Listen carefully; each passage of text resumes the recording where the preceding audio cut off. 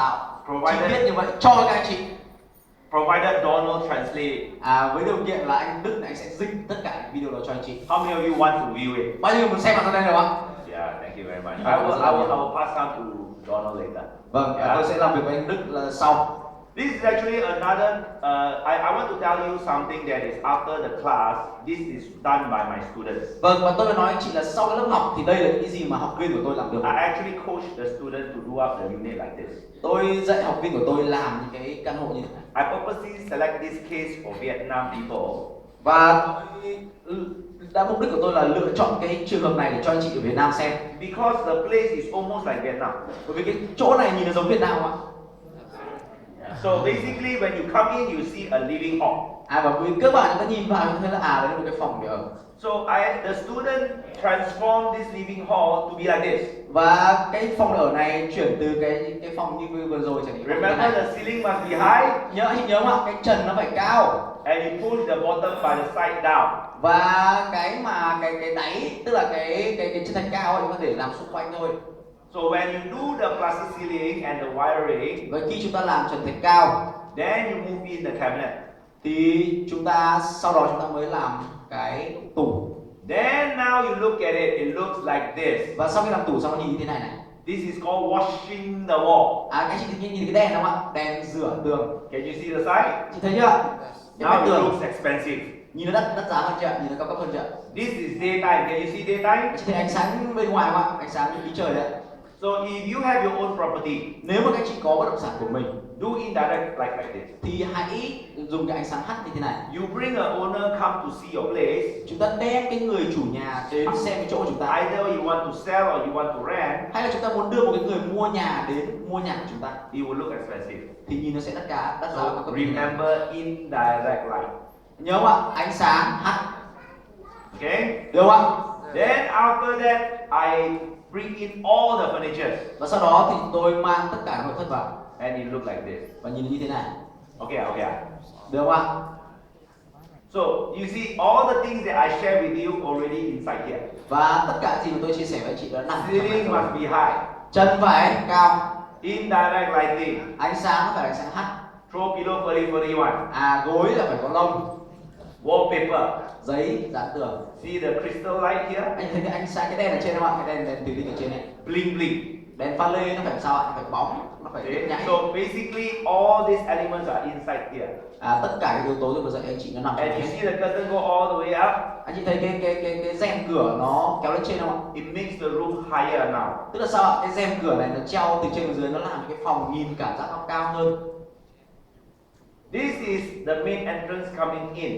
Đây là cái lối vào của cái phòng đấy này, đây là cái lối vào của cái phòng đấy. So the living just now was here. Tức là cái không gian tôi vừa chia sẻ với chị là nó nằm ở bên tay này. The main entrance coming in from here. Lối vào đến bên tay này đi vào. But when you come in, you see the staircase. Và khi mà vừa vào một cái là thấy cái chỗ này, cái phòng nhỏ này là cái chỗ cái cầu thang đi lên. Place is very small. Tức là cái chỗ này rất là nhỏ. Like Vietnam.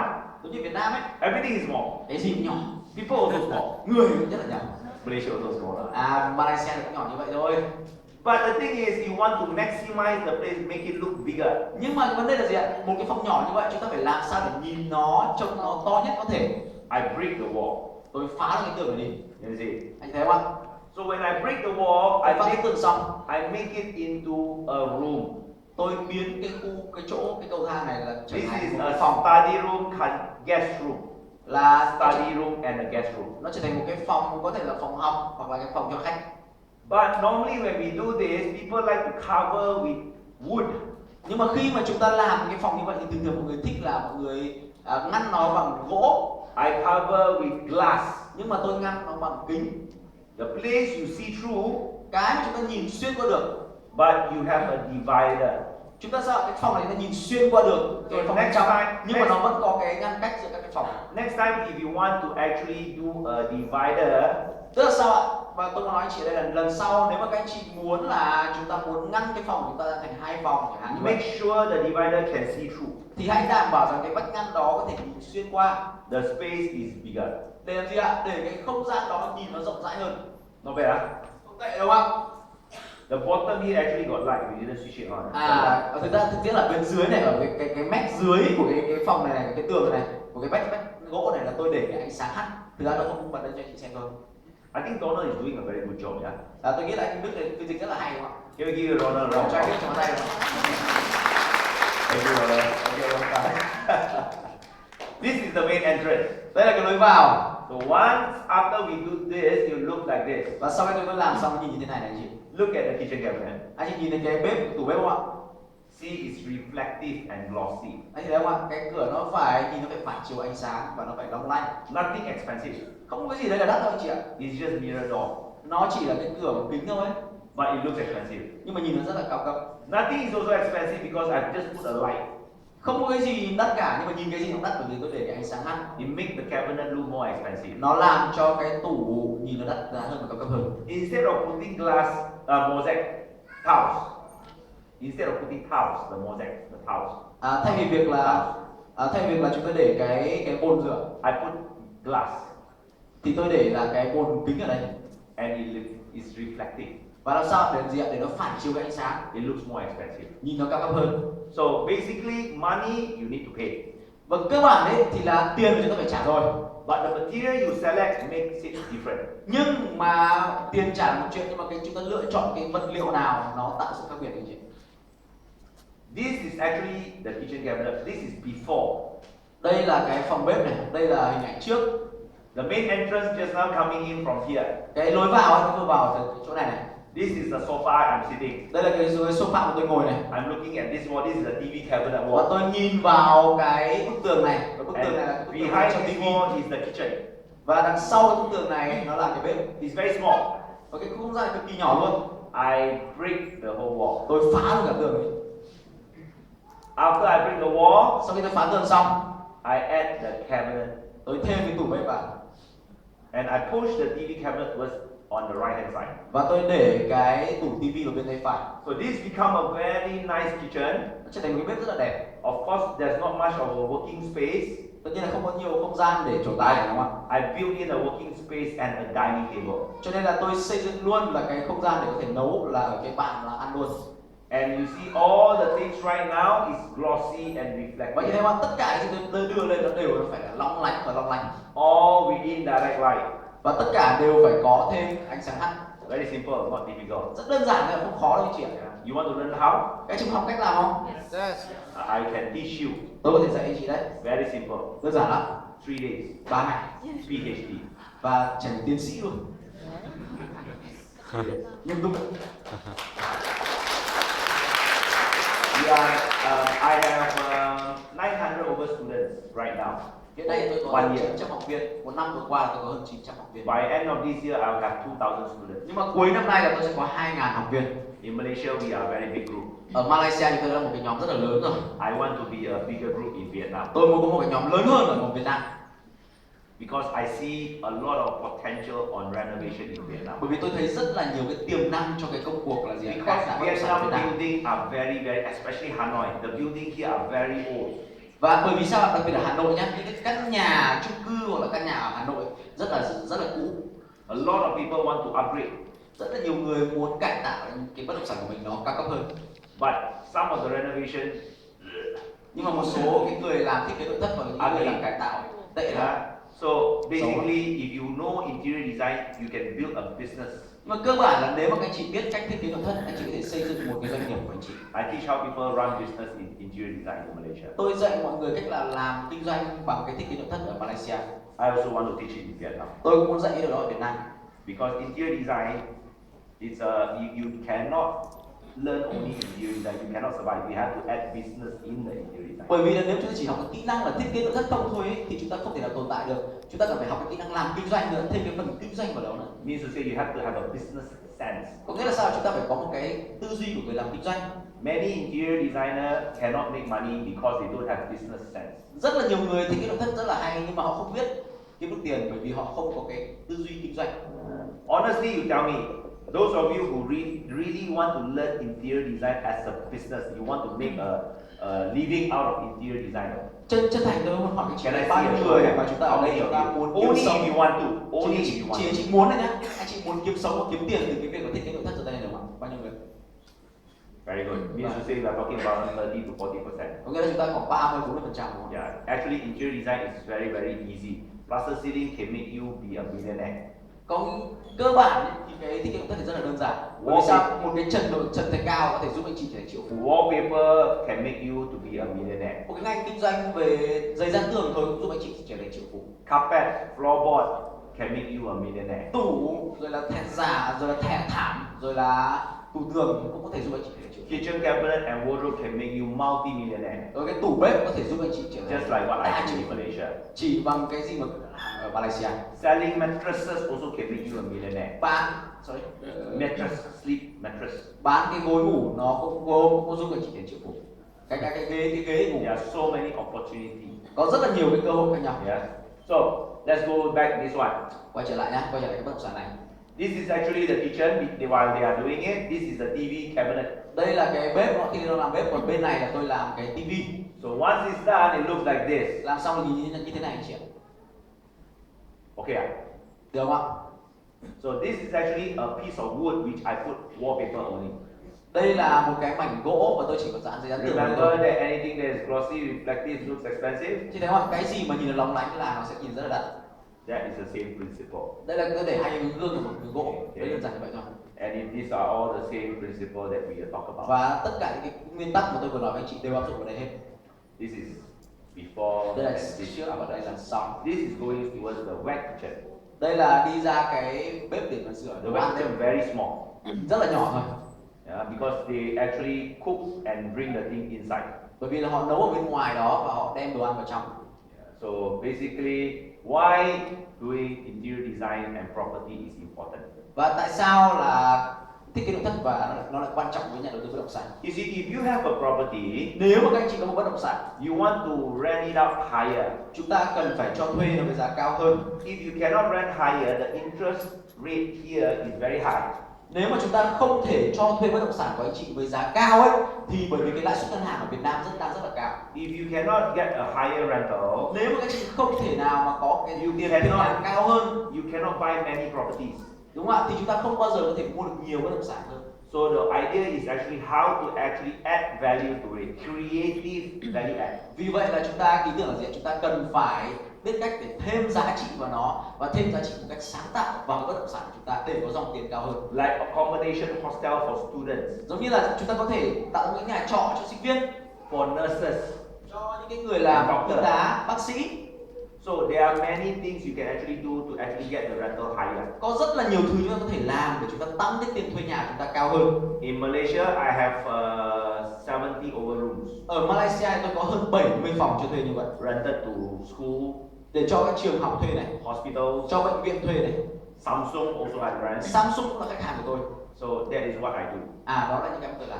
Because nowadays I don't rent to individual. Bây giờ ấy, thì tôi không cho thuê những cái cá nhân nữa. I do rooms for the what do you call companies to put their workers inside. Tôi thiết kế cái bất động sản để cho các cái công ty họ cho nhân viên của họ ở. You can also do Airbnb and homestay. Chúng ta cũng có thể làm cái phần là cái dịch vụ là homestay và Airbnb. You can also, this one is very good. This one, office, service office. We call this service office. Và cái này rất là hay này, chúng tôi gọi nó là văn phòng dịch vụ. Because many Vietnam people want to actually do business. Bởi vì rất là nhiều người Việt Nam muốn làm kinh doanh và muốn khởi nghiệp. They are tired of working. Nhưng mà bởi vì họ làm việc cho người khác mệt quá rồi. But in order for them to actually get a office, it's very expensive. Nhưng mà để mà họ sở hữu một cái văn phòng thì rất là đắt. They need to do renovation. Họ cần phải là cải tạo, They sửa need sang to cái buy mới. tables and chairs. Họ phải mua bàn ghế. So they right now rather rent the place because it's more affordable. Cho nên là bây giờ rất là nhiều người muốn thuê văn phòng bởi vì là nó rẻ hơn. In actual fact, you can actually rent rooms for this business people. Và thực tiễn là chúng ta có thể là cho những cái doanh nghiệp này thuê phòng. You can also rent tables and chairs to these people. Chúng ta cũng có thể là cho những cái người này thuê bàn ghế. You can also rent what you call telephone and address. Chúng ta có thể cho những người này thuê số điện thoại luôn, địa chỉ luôn. It's very good rental. Đó là cái tiền thuê rất là tốt đấy chị nhá. Assuming you can rent address and telephone. Chẳng hạn như chúng ta có thể cho thuê để cái địa chỉ và cái số điện thoại. 10 USD a month. 10 đô la một tháng thôi. 100 account how much? Nếu chúng ta có 100 khách hàng thì bao tiền ạ? Is 1,000 USD. Là 1.000 đô một tháng. Just on air. Chỉ từ không khí mà thôi. Rental on telephone and address. Cho thuê địa chỉ và cho thuê số điện thoại cũng rất là tốt anh chị. So that is very good. I'm doing in Malaysia. Đó là cái mà tôi làm ở Malaysia. I can see here Vietnam so much potential. Tôi thấy được ở Việt Nam là rất nhiều tiềm năng. So much. Rất nhiều tiềm năng. Yeah. So how many of you agree? Mấy người đồng ý cho đây là không? Yeah. See? So agree. Why are you not doing it?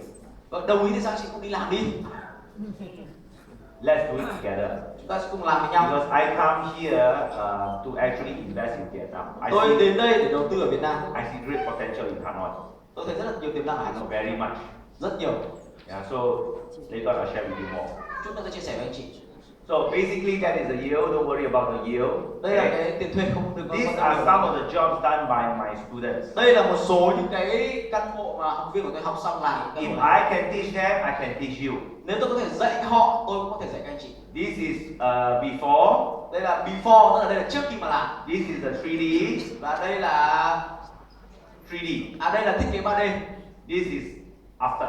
Đây là sau khi thi công xong. How many of you here know how to draw 3D illustration? Bao nhiêu người ở đây biết vẽ hình 3D? One person. Có mỗi người ở đây thôi, 2 người. Two person. Thank you. Vâng, cảm ơn. You use 3D Studio Max. Sorry. Is it 3D Studio Max? Anh có phải anh dùng cái phần mềm là 3D 3D Studio Max. Is it? Có phải không ạ? 3D Max. 3D Max, correct. 3D Max, correct. We actually don't. It's very difficult to learn. Cái đó là rất là khó để học. Correct. Đúng không ạ? Difficult to learn, huh? Học khó lắm. Yeah. In Malaysia, we don't need to draw. Ở Malaysia chúng tôi không cần phải vẽ. We have a farming house. Chúng tôi có một cái nhà gọi là nhà trồng, nhà gọi là nhà thu hoạch. Production house. Tức là sao? Nhà sản xuất, tức là nhà trồng trọt. Yeah, because the student can actually order this drawing and they will draw and give it to you. Tức là sao ạ? Có thể là học viên của tôi có thể đặt hàng những cái ông mà vẽ này và cái ông vẽ này ông vẽ. You want to learn good 3D? Use our Malaysian resources. Nếu các anh chị muốn có một cái thiết kế 3D rất là đẹp thì anh chị hãy dùng cái công ty của tôi ở Malaysia. You actually give the job to us Malaysia. Anh chị đưa cái công ăn việc làm cho cái We draw for you. Chúng tôi vẽ cho anh chị. We give you back, email you back. Chúng tôi gửi email lại cho anh chị. You take the drawing. Anh chị lấy bản vẽ đó. Sir, this one 30,000 USD. Anh chị bảo là gì ạ? Anh ạ, cái này trị giá 30.000 đô la Mỹ. I do design, I do build. Tôi thiết kế, tôi xây dựng luôn. Sign. Anh ký hợp đồng. That's Thế thôi. Okay. This is actually before. This is 3D. This is before. This is after. Trước khi và thiết kế 3D và đây là sau khi thiết kế xây dựng xong. This is 3D. Đây là 3D này. Before. Trước này. After. Và sau. Okay. This is before. Trước. This is after. Đây là sau. Okay. So you see, I purposely break the whole wall here. Anh thấy không ạ? Tôi cố tình là tôi phá cái bức tường đấy đi. To see through the kitchen. Để làm sao ạ? Để có thể nhìn xuyên từ phòng khách đến phòng To bếp. see through the top. Để nhìn xuyên được qua. So that small area also can feel big. Tức là sao ạ? Cái không gian nhỏ anh chị cũng có thể làm cho nó cái cảm giác to được. Yeah. This is also before. Đây là before. This is after. Đây là after. Can you see there's no downlight? Anh thấy không ạ? Không có ánh sáng trực tiếp xuống đâu nhá. Can you see all indirect light? Anh chị thấy không ạ? Ánh sáng đây là ánh sáng hắt hết. It gives you more expensive. Nó cho anh chị cái cảm giác đắt giá hơn. So basically, next time when you want to do renovation, cơ bản về sau khi mà anh chị muốn làm thiết kế nội thất, make sure of the 5 elements I taught you. hãy đảm bảo rằng là anh chị áp dụng 5 yếu tố tôi vừa dạy cho anh chị. Lighting is the most important. Nhưng mà cái ánh sáng là cái quan trọng nhất. Understand, huh? Hiểu không? Okay. This is before, this is after. Đây là trước và đây là sau. Same element, glossy, reflective, all the same element. Đúng không ạ? Bóng vẩy này, ánh sáng thì ánh sáng hắt này, tất cả đều giống như nhau hết. Glossy, reflective, Đúng không? indirect light, all same element. Đúng không ạ? Ánh sáng hắt này rồi là cái bức tường thì nó phải có tấm gương này, vân. This is before, this is after. Đây là trước và sau. I got so many examples. Tôi có rất là nhiều cái ví dụ khác nhau. 20 years. Bởi vì 20 năm rồi. This is indirect light. Can you see? Anh thấy không ạ? Ánh sáng đều là ánh sáng hắt. So next time when you want to do renovation, Bởi về sau ấy, khi mà chị muốn là cải tạo this start with indirect light. Remember hãy that. dùng cái ánh sáng này. Tell your neighbor. Remember. Hãy nhớ nói với cạnh điện, nhớ nhá. Muốn nhỉ? Okay, this is also the very recent one. Okay, I did this. It came out in the magazine. I won an award for this. Đẹp nha. This is very recent. Đây là một cái công trình mới nhất của tôi và tôi nhận được cái giải thưởng cho cái công trình này. We won an award for this project. Chúng tôi đã giành một giải thưởng cho. This one is done by the sư phụ. Cái này là được làm bởi ông sư phụ. Sư phụ. Sư phụ là tôi, sư phụ.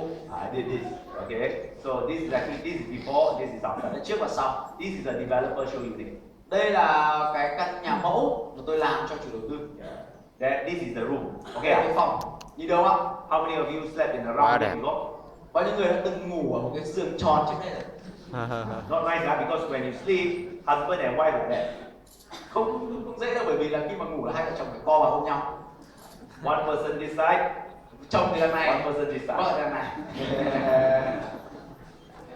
Okay. The reason why you want to do renovation is lý do tại sao chúng ta cần phải làm thiết kế nội thất. Your interest rate here is very high. Bởi vì cái lãi suất ngân hàng của anh chị ở Việt Nam rất là cao. If you don't do renovation, your Nếu anh chị không rental biết is cách very cải, low. nếu anh chị không biết cách cải tạo bất động sản của mình, không biết cách thiết kế nội thất để tăng cái dòng tiền của mình lên, thì anh chị là đang kiếm tiền để trả cho ngân hàng mà thôi. Your interest rate is 10.5 here, correct? Lãi suất của anh chị ở đây Việt Nam là 10%, đúng không? 10+%. Có đúng không? Mortgage 10%. loan. Yeah, how many of you know your interest is around 10.5%? Bao nhiêu người ở đây biết là lãi suất ngân hàng ở Việt Nam là hơn 10% ạ? Ở đây đúng không?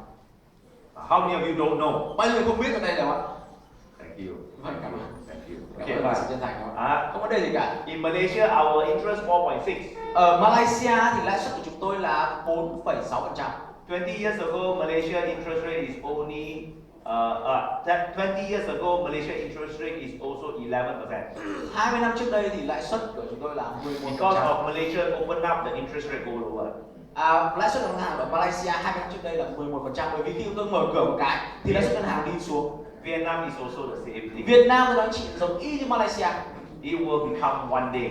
Nó sẽ trở thành Malaysia một ngày nào đó. Yeah. So if you are, in actual fact, Thực tiễn là như này. what we are here today, Cái mà các chúng ta ở đây ngày hôm nay, another 5 years to 8 years, 5 năm đến 8 năm tới, your interest rate will be much lower.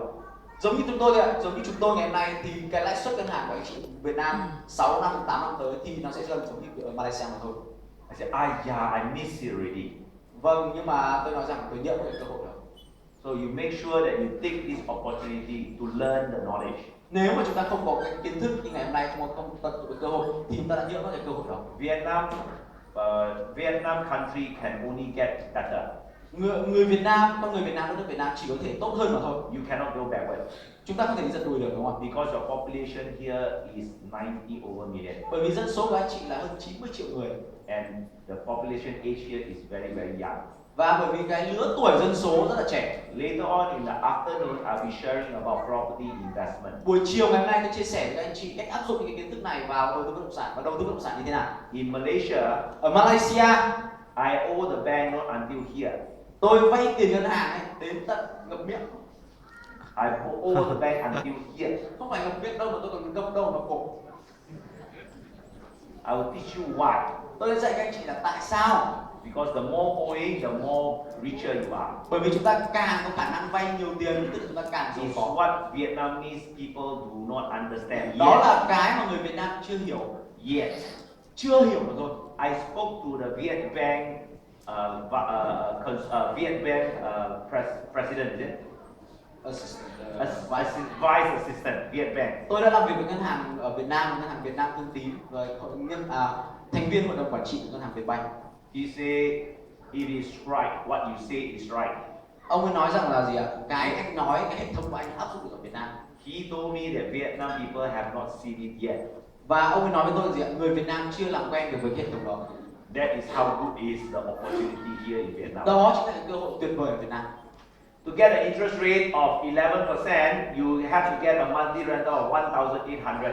Và tôi công thức là gì ạ? Nếu mà các anh chị có cái lãi suất ngân hàng một năm là 11% thì anh chị phải có cái dòng tiền một tháng là cover the loan repayment để có thể trả được cái tiền thuê nhà và cộng với cái tiền chúng ta trả gốc hàng of tháng. buying a 200,000 Nếu chúng ta muốn mua cái nhà house. 4 tỷ, 13% you will have shorten your tenure of payment to 15 years. Nếu chúng ta có 13% một năm từ cái nhà của chúng ta thì chúng ta có thể là trả hết nợ. 16.5% you can shorten to Nếu chúng ta có 10 một years. công thức để chúng ta có dòng tiền thuê một năm là 16,5% thì trong 10 năm chúng ta đã trả hết tiền nhà của chúng ta rồi. That's the reason why you have to add value to the property so that you Đó là can lý get do more. tại sao mà chúng ta cần phải thêm giá trị vào cho bất động sản của mình để chúng ta có thêm cái dòng tiền. In Vietnam, there are many creative ways. Ở Việt Nam có rất là nhiều cách sáng tạo. This is one of the example. I show you this one, last one. Đây là cái ví dụ, tôi cho anh chị xem cái ví dụ cuối cùng. This is a shop in what they call in KL. Đây là một cái cửa hàng ở Kuala Lumpur. This shop downstairs they actually rent it out to business. Cái cửa hàng này thì ở bên phía dưới họ cho thuê cho doanh nghiệp thuê, công ty thuê. But first floor, second floor, third floor, the rental is very bad. Nhưng mà cái từ tầng 1, tầng 2, tầng 3, tức là tầng ở Hà Nội là tầng 2, tầng 3, tầng 4 trở lên nhìn rất là xấu. But they actually turn it to a student hotel. Nhưng mà chúng tôi đã biến nó trở thành một cái khách sạn hay một cái khu nhà trọ cho sinh viên. This is the main entrance. Đây là lối vào. We do this together with our member. Chúng tôi cùng làm với nhau, cái cộng đồng của chúng tôi học viên You cùng làm go với nhau. up to this place. Đi vào khu vực này. This is the main entrance. Đây là lối vào. This is where all the students mingle around and watch TV. Đây là cái khu vực mà tất cả học sinh gặp gỡ nhau, sinh viên gặp gỡ nhau và xem TV cùng This nhau. is a small meeting room. Đây là một cái phòng học nhỏ, phòng học nhỏ. Inside this room there is a laundry room. Trong cái phòng này chúng ta phải làm gì ạ? Phải làm cái cửa hàng giặt lá. This is actually the washer, the dryer. This is the washer. Ở bên dưới là cái máy giặt, ở bên trên là cái máy lọc. This is the toilet. Đây là nhà vệ sinh. There's two buildings. Có 2 căn nhà. The toilet right in the center. Thì cái nhà vệ sinh phải ở đâu ạ? Both Giữa of hai the căn nhà buildings đó. share. Để cả 2 căn nhà đều chia sẻ. So you stand one here at the one building, you see another building at the other side. Chúng ta đứng ở đây nhìn trên bên kia là thấy căn nhà bên kia. Put in the center. Nhưng mà chúng ta để nhà vệ sinh ở giữa để 2 nhà chia nhau. This is the room. Đây là cái phòng. One shop lot can put 8 rooms.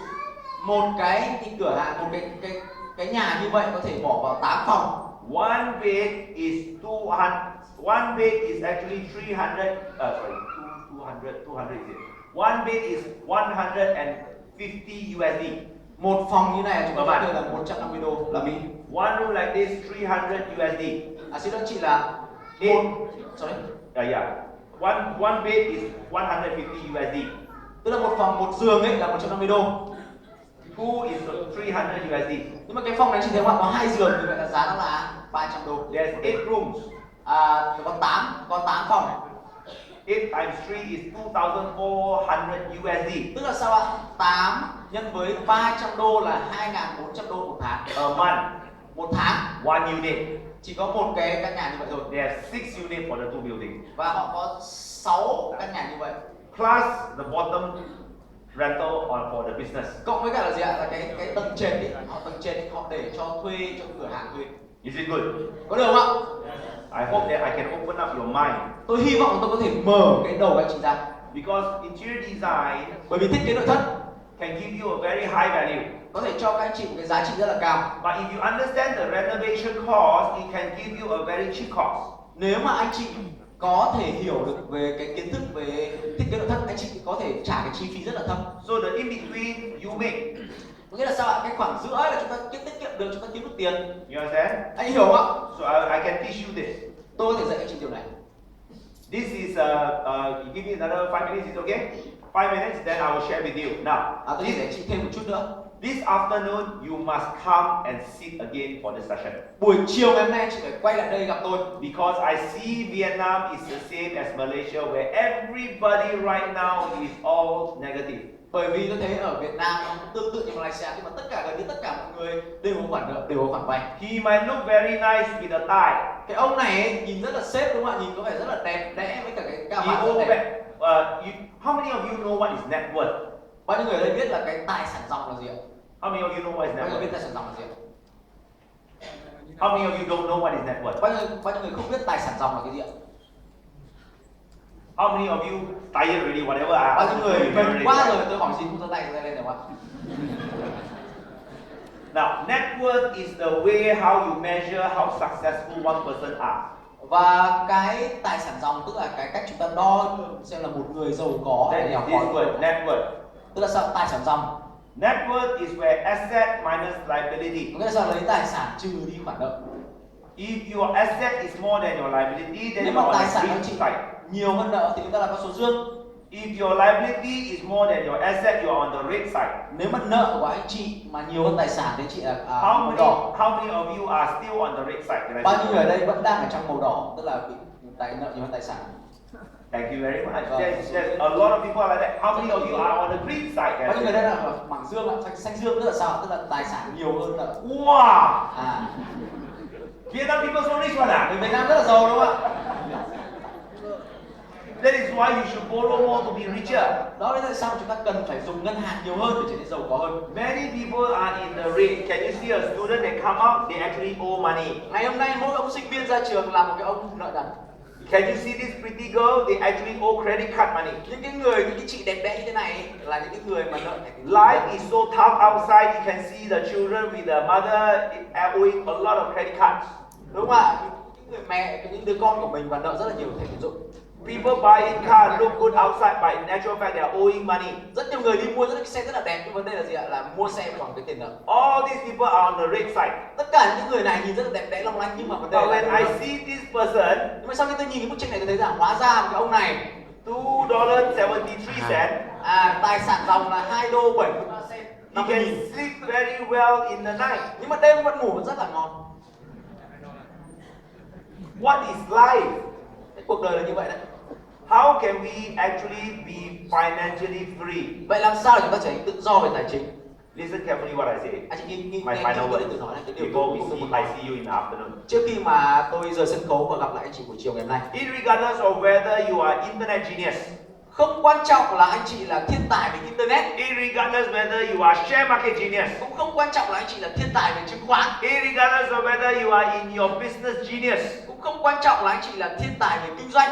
All the people who make money in the market, tất cả cái số tiền, tất cả những cái người mà chúng ta kiếm được tiền trong thị trường will transfer their wealth to property. tất cả những người giàu có và kiếm được tiền, họ đều sẽ chuyển cái tài sản của họ, tiền của họ sang bất động sản. You want to know why? Các anh chị biết tại sao không ạ? You want to know why? Chị có biết tại sao không ạ? I see you in the afternoon. Chiều nay gặp anh chị chia sẻ với anh chị nhá. Because the thing is, there is this thing called, Có cái thứ gọi là gì ạ?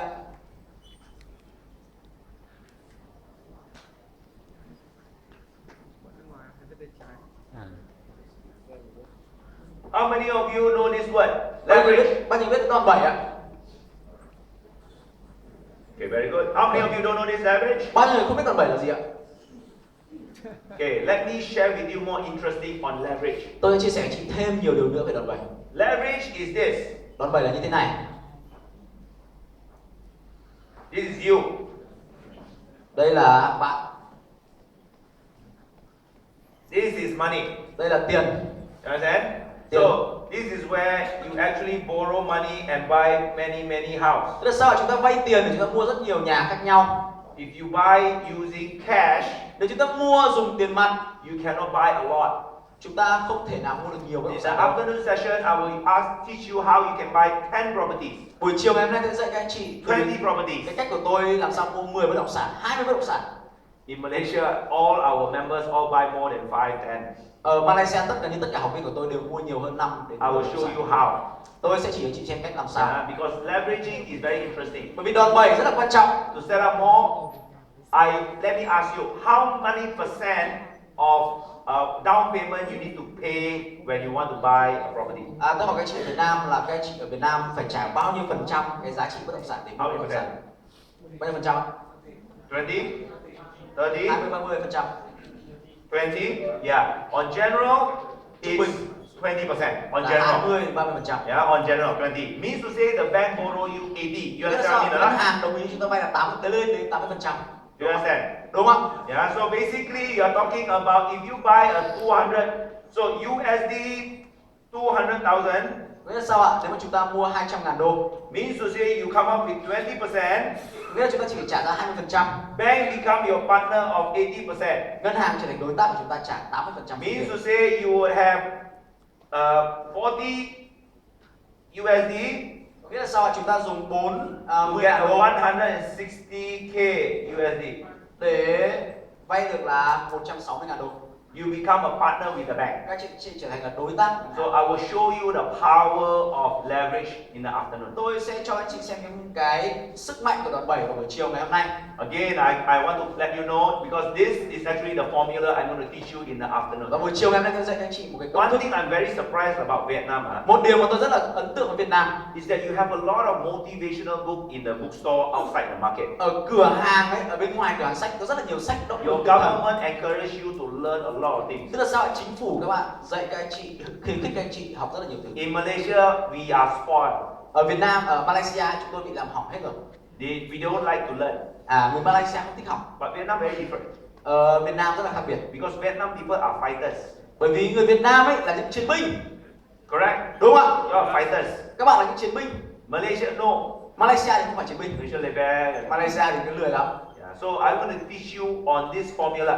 Tôi muốn dạy các anh chị cái This kiến formula thức, is by me. cái công thức này So của later tôi. on in the afternoon, I'll be sharing this. Buổi chiều nay tôi dạy chị You công want thức to này. stay back for the afternoon session. Các anh chị sẽ gặp lại tôi vào buổi chiều ngày hôm nay. Is it good? Được không ạ? Yes. Thank you very much. Is it time now? Is it time now? Okay. Thank you very much. I'll see you in the afternoon. Thank you very much. Vâng, cảm ơn các chị rất là nhiều. Tôi sẽ gặp lại chị buổi chiều ngày hôm nay. Is it okay that we take a photo on it? Come, Gabriel. Okay. Các anh chị có thể đứng lên cùng chụp của tôi được không I ạ? need to ask you a question. Okay. Tôi sẽ hỏi các anh chị câu hỏi. Now, guys, did you learn something? Các anh chị học được gì đó không ạ? Did you learn something? Các chị học được gì đó không ạ? Did you learn something? Các chị học được gì đó không? Give your friend a high five. Hai vai của bạn của mình. Give yourself a round of applause. Thank you very much. I'll see you in the afternoon. Vâng, mời các chị ngồi và gặp các chị vào buổi chiều ngày hôm nay. Chúng trong tay tràng tay được không ạ?